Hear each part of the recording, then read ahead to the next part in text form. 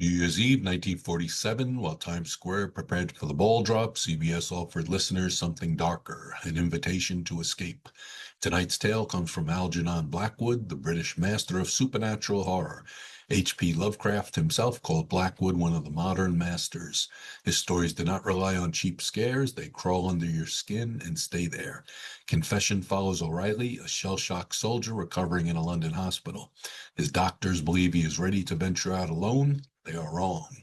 William Conrad delivers a haunting performance as our troubled protagonist.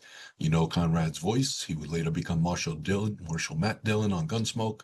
Here he channels vulnerability and creeping dread. The setting matters. London fog was legendary in this era. Thick, yellow, choking, perfect for a story about a man who cannot trust what he sees. Blackwood knew this landscape intimately, having worked as a journalist in both New York and London. John Dunkel adapted the story, preserving Blackwood's psychological complexity. William N. Robson produced and directed with characteristic precision. Peggy Webber appears as a mysterious woman in the fog. Escape changed time slots 18 times during its 7-year run. CBS never quite knew what to do with this anthology series that refused to play it safe. Perhaps that's why it remains so remarkable. Nobody was trying to please everybody. On this final night of 47, dare to escape. You are lost in a London fog, uncertain whether the figures looming around you are real or creatures of your imagination. And somewhere in the wet grayness lurks a murderer from whom you must escape.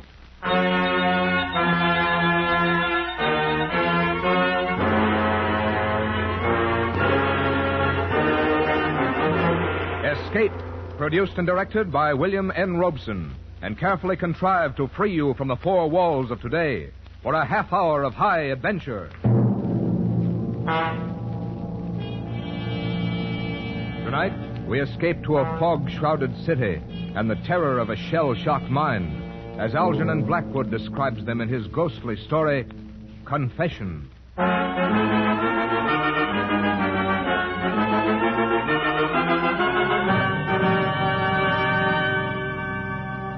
There was no doubt about it. The woman was dead. Her cheek was cold to my touch. The head of the long, sharp hat pin protruded from her breast above the heart. She was dead. Murdered. And I stood there by the bed, my brain whirling crazily. I was alone in an empty house with a murdered woman.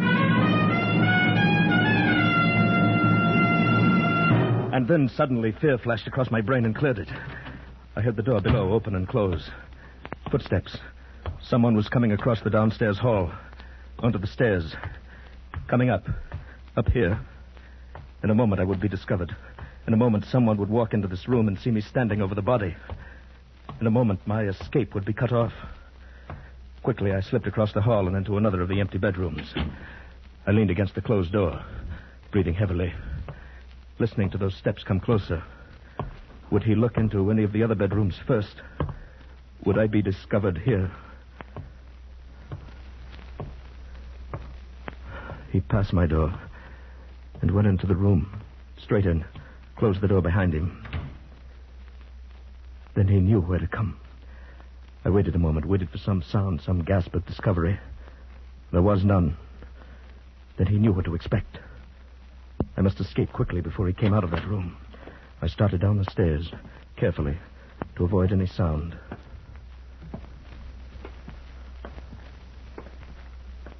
And suddenly the door of that room opened. The beam of a flashlight searched down the hall.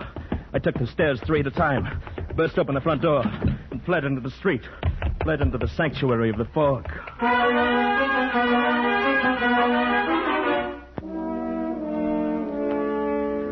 How long and how far I ran, I do not know. I could see nothing, feel nothing but the clammy dampness of the fog. I don't know whether he was still following me or not. I ran out of sheer terror, up one street, down another, with no idea of where I was or where I was going. Perhaps I was running in circles. Perhaps I would run right back to the house. Well, I stopped. I leaned heavily against the wall. My hands were shaking as I raised them to my perspiring face. I held them there to steady them. Ran them through my wet hair. My hat. I didn't have it. I'd left my hat back there in that room, on the bed beside that dead woman. and it had my initials in it.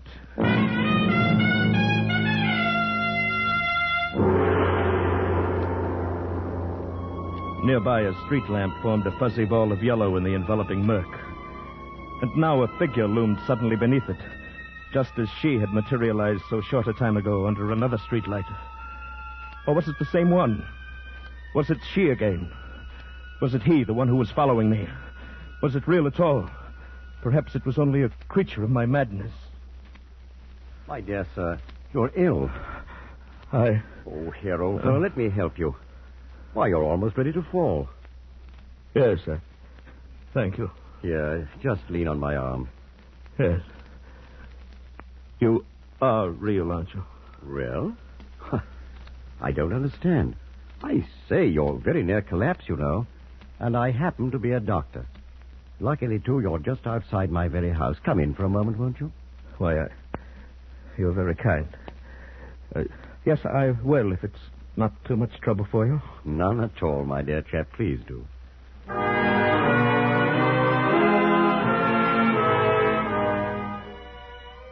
Within 5 minutes, I was seated in a comfortable chair before a toasting fire, sipping a hot cup of tea.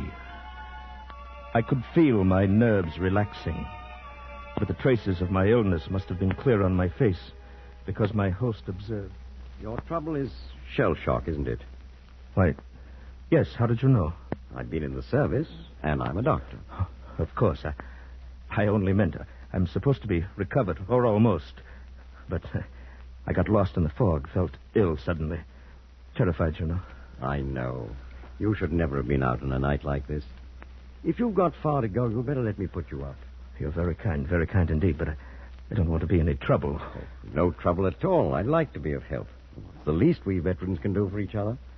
Oh, the blasted war. Thank goodness it's over. You're not English, are you? No, Canadian. I haven't been demobilized yet. I'm still in the Army Hospital at Regent's Park under the care of Dr. Henry. Ah, yes. Very good man. I'd say he's done well by you. Up till tonight, I mean. Yes. Of course, we had no idea there would be a fog. I still get in a panic when I feel all alone. Well, that's usual, but then there was something more than that tonight, wasn't there? What do you mean? Simply that you've had rather a severe shock quite recently, haven't you? How did you know that? My dear chap, I'm a doctor. My business to know. You were in much too agitated a state when I found you for me to suppose it could have been done simply by the fog. And, if I may hazard another guess, I should say it would be a relief to you and wise as well if you could unburden yourself to someone who would understand. Am I not right? Someone who would understand. That's just it. I doubt if there is anyone like that. It's so incredible. Oh, the more incredible, the greater your need to tell it. Repression in cases like yours can be dangerous, as you must know. You think you've hidden it, but it bides its time and it comes up later causing a lot of trouble. Confession, you know. Confession is good for the soul. Yes, I suppose you are right. But it is so wildly unbelievable. Since we're strangers, my belief or disbelief can make no difference. And I think I can promise you in advance that I shall believe all you have to say. Well, but I've got to tell somebody about it soon anyway. Cigarette to help with telling? Thank you.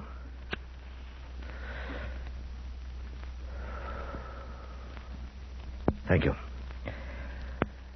Well, I'd better start back at the very beginning of the adventure, then. It started today at the sanitarium.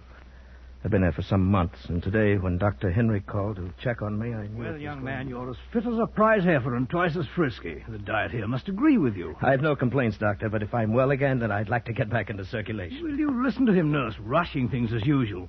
You'd think he didn't like us here. The way he bothers us to let him go into town, I'm sure of it, Doctor. He's getting so healthy, he's bursting at the seams. There, you see? How about it, Doctor? Can't I just have a day or an evening in town? What's the great attraction in that dirty place? Some girl, no doubt? Well, yes, that is in a way. I met her in France. She's a Red Cross girl. She's invited me to stop in for tea if I'm up in London, and, well, it's just that I'd feel human again, seeing a girl having tea, a cigarette, chatting. That's all. Young man, I not only approve of your day in town, I'm prescribing it. It'll do you good. You've got to start getting used to society again anyway. And you think I can manage it alone? Why not? You get around the neighborhood by yourself well enough, don't you? There's nothing so very different about London. Certainly nothing to be afraid of.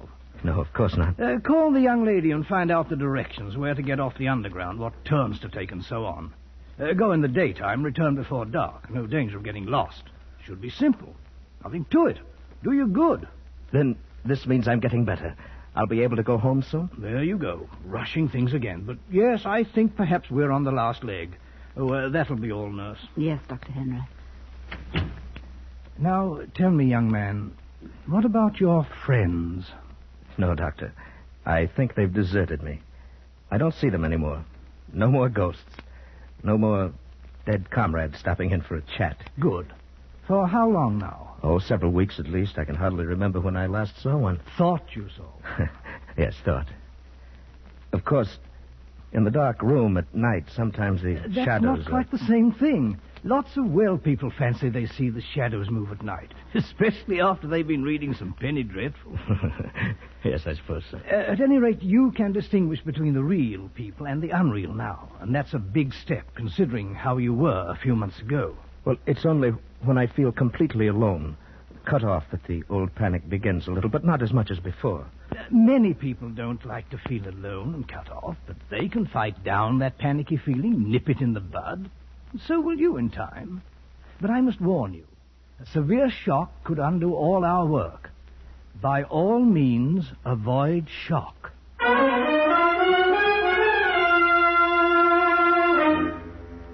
Avoid shock, he said. Very funny, isn't it? But who could have known then what would happen?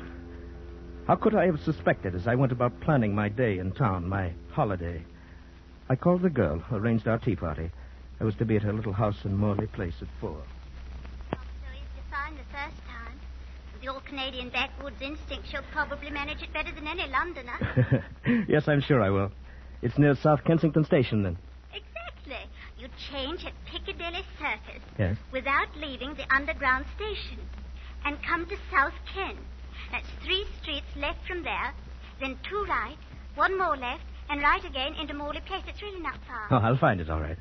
Now, don't go to any great bother. Oh, you just leave that to me. This is a special occasion, you know. Till 4, then. Until 4. Yes. Thanks.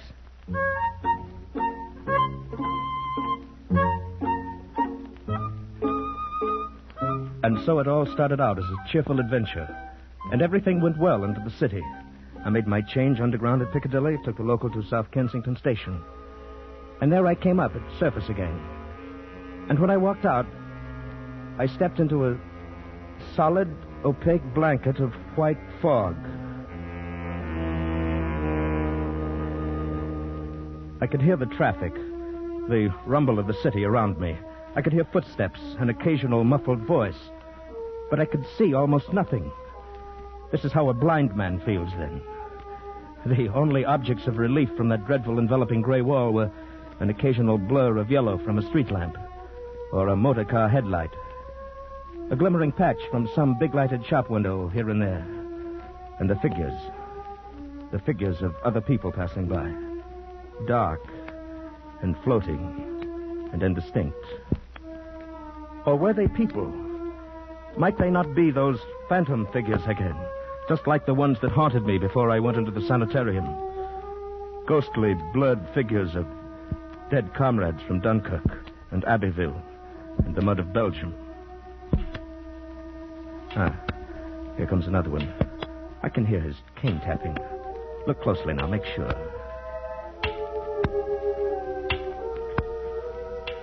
There. He looked real enough, didn't he? They are real, I'm positive of it, and I'm not alone. They're all around me. But even as I told myself this, the old panic was growing inside. Here now, old fellow, you've got to get hold of yourself. Next one comes along, speak up. Speak up to him. Ask him the way to Morley Place. Ask, can you put me on the trail to Morley Place? Just like that. You'll see. Here now. Here he comes. Ask away. Beg pardon. Can you put me on... I say, is this right for the tube station, do you know? I'm utterly lost.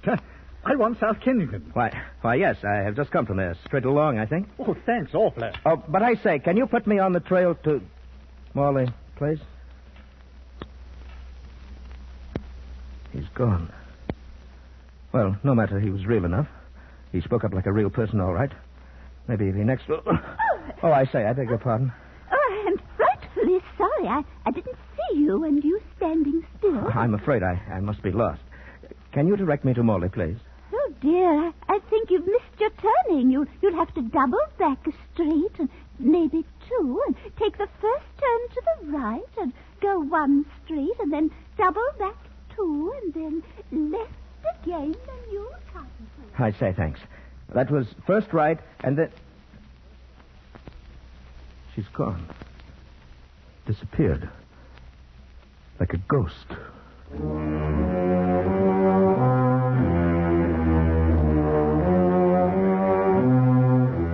The panic was rising in me. They were real people, yes, but they appeared and disappeared so disconcertingly quickly. And when I turned off down the main street, there were fewer of them. I turned again and again. But I couldn't remember the directions. Suddenly, I knew I was lost. And now I was in some little backwater where passers-by were rare, where no one came, where I was alone.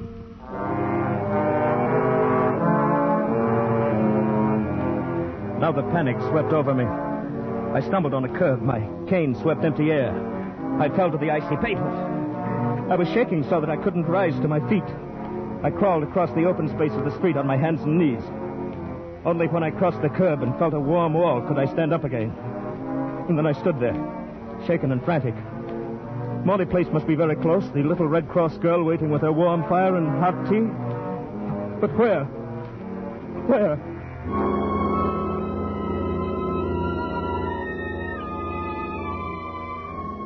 Suddenly, in the yellow blur of the nearest street lamp, a faint darkening of the fog caught my eye. It was not a figure this time. Only the shadow of the pole, grotesquely magnified. No, it moved. It came toward me. It was a figure, a woman. It came right up to me. Fear gripped me, and then I remembered the doctor's advice. Don't ignore them. Treat them as real. Speak to them and go with them. You will soon prove their unreality then, and they will leave you. And so I gripped the wall behind me and spoke to her. Lost your way like myself, haven't you, ma'am? Do you know where we are at all? Morley Place I'm looking for. Where am I? Well, I say you're more frightened than I am. May I help you? I'm lost. I've lost myself. I can't find my way back. Same here. I'm terrified of being alone, too. I've had shell shock, you know. Let's go together. We'll find our way together, eh? Who are you? Name's O'Reilly, a Canadian. I'm going to have tea with a friend in Morley Place. What's your address? Do you know the name of the street here? I came out suddenly, unexpectedly. I can't find my way home again. Just when I was expecting him to. I say, steady, ma'am. He may be there now, waiting for me this very moment, and I can't get back. Have you any idea of the direction, ma'am? Any at all? We'll go together. Listen. I hear him calling. I remember. Wait, ma'am. Wait. Don't leave me here alone. I'm going with you. Wait. She was running fast through the fog. It was all I could do to keep up with her. But I felt I must not lose her or my own nerves would go to pieces. How she found her way in the fog, running so quickly, I didn't know, but I kept close on my heels, running hard. I could smell a faint perfume in the air, trailing behind her. A faintly familiar odor, but not pleasant. And then suddenly she stopped and turned into the gate, so suddenly that I almost bumped into her. Oh, is this in? You found it then. May I come in with you for a moment? Perhaps you'll let me telephone my doctor. Doctor? Yes, Dr. Henry at the Army Hospital. I'm in his care, you know. My home is somewhere here. I'm near it. I must get back in time. For him. I must. He's coming to me. I say, ma'am. But she turned and walked toward the house. For a moment I hesitated. This woman was acting very strangely. But no matter, she was at least real, and I needed help. Quickly, I followed her up the steps across the porch. The door was ajar. She slipped through, and I followed into the dark house. It was so dark inside, I couldn't see anything at first. I stopped, groping. But she went on quickly, easily, as if she knew the way. She was ignoring me completely. I heard her steps cross the hall, go up the stairs quickly. I waited and listened. She walked along the hall upstairs. Where? Oh, where is it? I must find it. And now the hair on my neck felt as if it were rising. Was she, after all, another of my figures? Was she unreal, too? Oh, at last, I've found it. I'm home again. I heard her open a door upstairs, go in and close it after her. Then there was silence, profound silence, and I was alone in a dark, unoccupied house. The white-covered furniture in the hallway loomed like ghosts, and there was no sound. I felt my panic coming back, but she was upstairs, and at least she was companionship.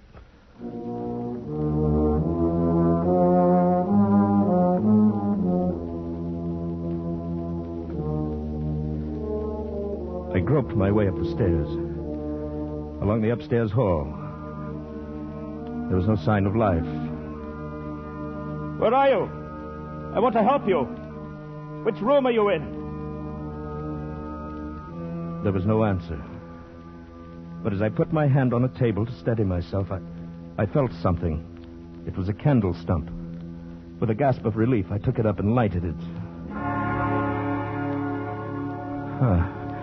Now I could see a little. One by one, I tried the bedrooms. They were dusty and unused. The furniture covered, the mattresses rolled up on the beds. They were all alike. Until I opened the last door. Instantly, I knew this was it. I smelled the perfume. Only now I recognized it, understood why it was unpleasant to me. It was the smell of a hospital, of chloroform. And there was the woman. Her dark fur coat wrapped around her, her jewels just showing at the neck. And she was stretched out on the bed, motionless. Instantly, I knew she was dead. In the next instant, I thought I would go mad. The blood on her face was congealing. Her skin was cold. I knew then that she'd been dead for an hour at least, and that what I saw in the street was not real. This was the shock that Dr. Henry had warned me to avoid. And what happened then?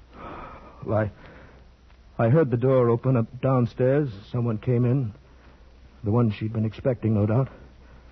And suddenly I realized the danger of my being found there beside a woman who had obviously been murdered.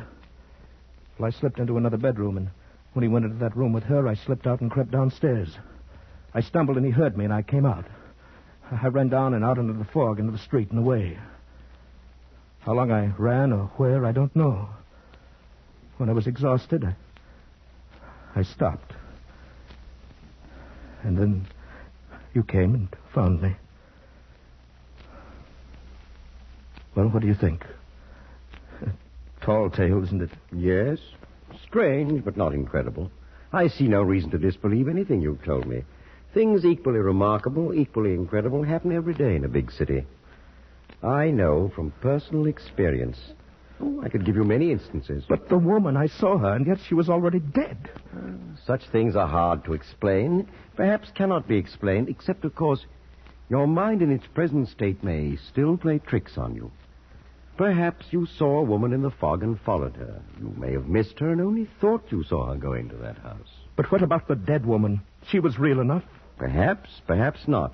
She, too, may have been just fantasy.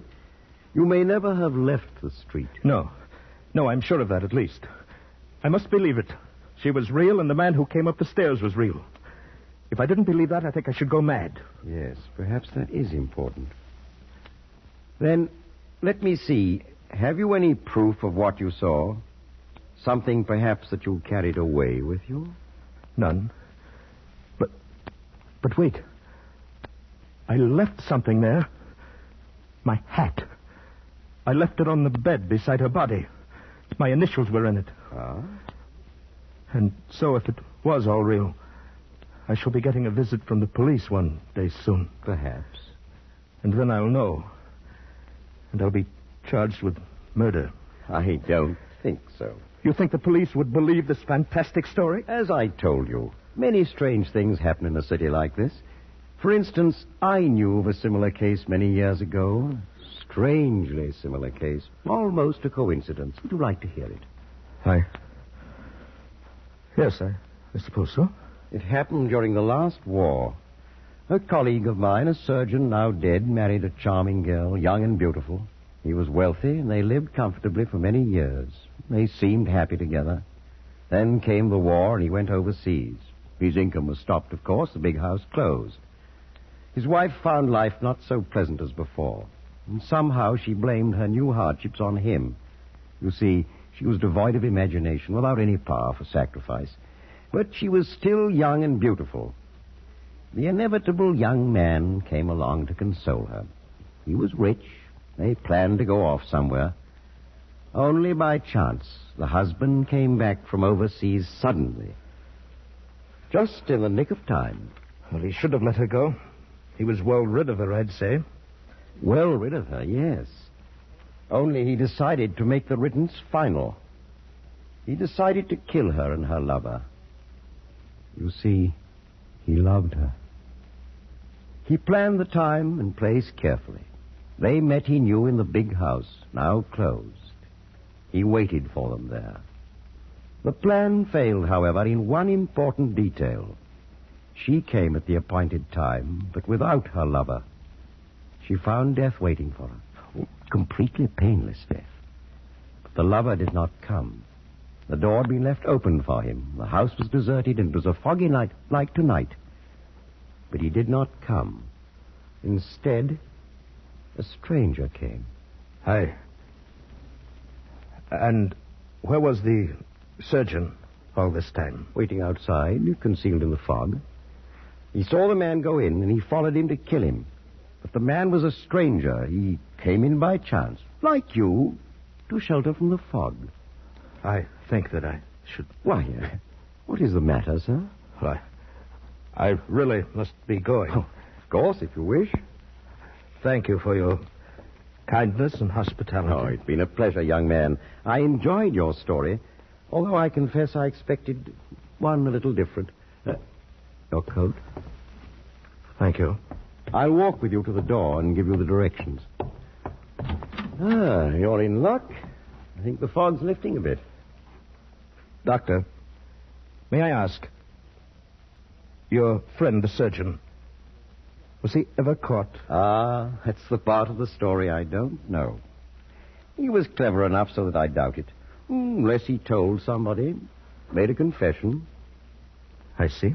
And even so, unless that other person had some proof. Oh, by the way, you can't walk about in the fog without a hat. Here, it's an extra one of mine. You needn't trouble to return it. Thank you. Thank you very much.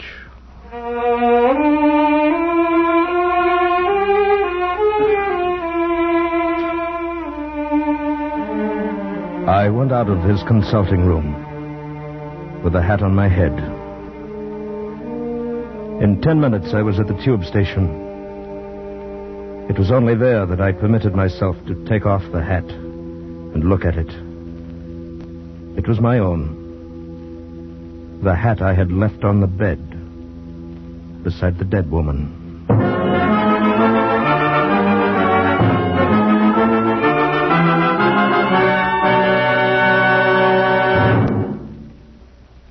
Escape is produced and directed by William N. Robson, and tonight brought you Confession by Algernon Blackwood, adapted for radio by John Dunkel, with Bill Conrad as O'Reilly, Ramsay Hill as the doctor, and Peggy Weber as the woman in the fog. Music was conceived and conducted by Cy Feuer. Next week... You were trapped in the dark maze of the native quarter of Mozambique. A dead man at your feet, the police closing in around you. And beside you is a girl with whom you must escape.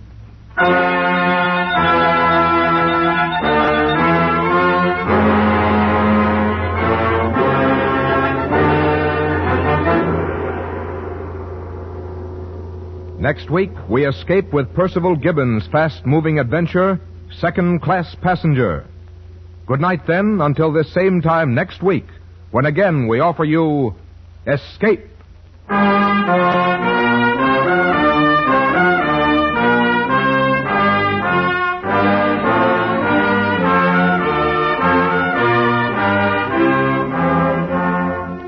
This is CBS, the Columbia Broadcasting System.